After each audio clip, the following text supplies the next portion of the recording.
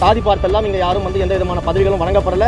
எங்கள் தலைவருக்கு இது போன்ற பிரிவினை பார்க்கக்கூடிய எண்ணம் துளியும் கிடையாது. சாதியை வைத்து இங்கே பேச வேண்டிய அவசியம் கிடையாது. எதை பார்த்தும் எங்கள் தலைவர் யாருக்கும் வாய்ப்பு கொடுக்கல. சேவை செய்யக்கூடிய மனநிலை இருக்குதா அப்படிங்கிறத பார்த்து தான் வாய்ப்பு கொடுத்துருக்குறாங்க. எங்களுக்கு மதமோ சாதியோ பணமோ இனமோ மொழியோ பாலினமோ எந்தவித பாகுபாடும் கிடையாதுன்றத உறுதிமொழி ஏற்றுக்கொண்டு ஒவ்வொரு நாளும் அந்த உறுதியை எங்கள் நெஞ்சில் தாங்கிக்கிட்டு தான் இந்த கழகத்தில் நாங்கள் இணைஞ்சிருக்கிறோம். அதனால் சாதி பார்த்து பணம் பார்த்து மதம் பார்த்து இனம் பார்த்து மொழி பார்த்து எதை பார்த்தும் எங்கள் தலைவர் யாருக்கும் வாய்ப்பு கொடுக்கல. சேவை செய்யக்கூடிய மனநிலை இருக்குதா அப்படிங்கிறத பார்த்து தான் வாய்ப்பு கொடுத்துருக்குறாங்க. சாதியை வைத்து இங்கே பேச வேண்டிய அவசியம் கிடையாது. மக்களுக்காக இங்கே சேவை செய்ய வந்திருக்கக்கூடிய எண்ணத்தை தான் நம்ம பார்க்கணும்.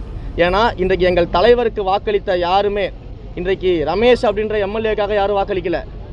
இன்றைக்கு இவருடைய ரவிசங்கர் அவர்களுக்காக யாரும் வாக்களிக்கல. அனைவரும் எங்கள் தலைவர் மாண்புமிகு முதலமைச்சர் அவர்களுக்காக வாக்களிச்சிருக்கிறாங்க. ஏன் அப்படின்னா இத்தனை ஆண்டுகளாக திரைத்துறையில் அவரை பார்க்கும் பொழுது, திரையில் போயிட்டு அவர் அமர்ந்து பார்க்கும் பொழுது யாரும் சாதி பார்த்து அவரை பார்க்கல, மதம் பார்த்து அவரை பார்க்கல. அவர் ஒரு அண்ணனாக தம்பியாக தங்கள் வீட்டு பிள்ளையாக நினச்சிருக்கிறாங்க. அவர் நிறுத்திய கேண்டிடேட்ஸையும் அவர் இப்போ போட்டிருக்கக்கூடிய அமைச்சர்களையும் மக்கள் அப்படி தான் பார்க்குறாங்க. சாதி பார்த்தெல்லாம் இங்கே யாரும் எந்த விதமான பதவிகளும் வழங்கப்படலை. எங்கள் தலைவருக்கு இது போன்ற பிரிவினை பார்க்கக்கூடிய எண்ணம் துளியும் கிடையாது. ஏனென்றால் எங்களுடைய கொள்கை தலைவராக தந்தை பெரியாரையும் அண்ணல் அம்பேத்கரையும் ஏற்றுக்கொண்டு வழிநடத்தக்கூடிய ஒரு மாபெரும் சக்தியாக நாங்கள் இன்றைக்கு இருக்கிறோம்.